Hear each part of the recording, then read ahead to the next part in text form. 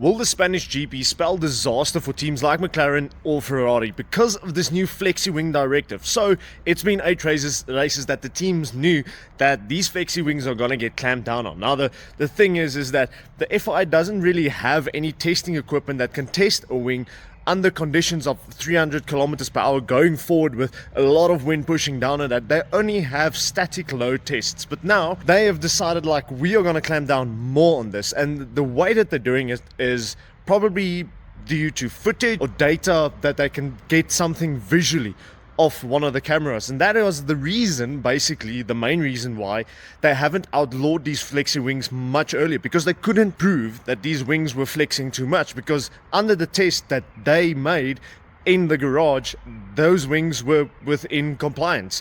It's just that the teams found a brilliant loophole around that. So is McLaren gonna lose a lot of pace? They didn't lose a lot of pace because of their rear wing directive that they had in Shanghai, because we remember the rear wing opened a little bit at the bottom when they were traveling at top speed. Now they removed that and McLaren are still at the front. They still have pace.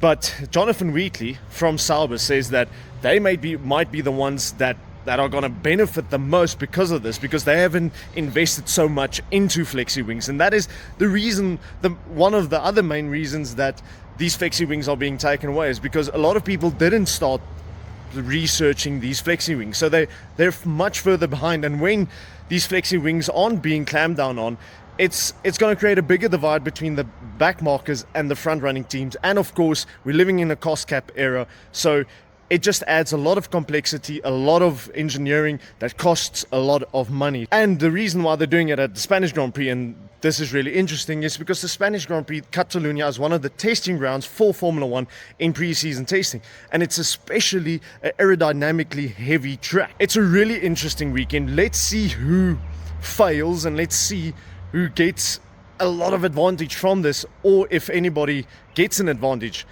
I personally think it's not going to be that big of a difference. I think McLaren are still going to be in front, and we might see teams like Mercedes get a little bit more closer to the front, because they have been focusing a lot more on rigid front wings, so they have a little bit more development time on those front wings. But what is your thoughts? Are you looking forward to it? Is the flexi wing something that should have been outlawed in the first place? I don't know. I quite like it. It looks awesome. It gives a lot of advantage and it works.